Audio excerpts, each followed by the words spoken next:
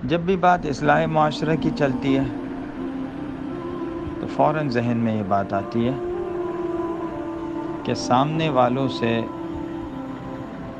इस्लाह का अमल शुरू किया जाएगा।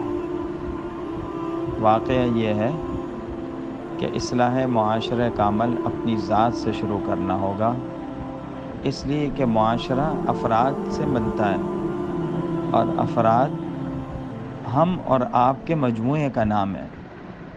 अगर हम और आप ठीक हो गए, माशरा ठीक हो जाएगा, माहौल सही हो जाएगा।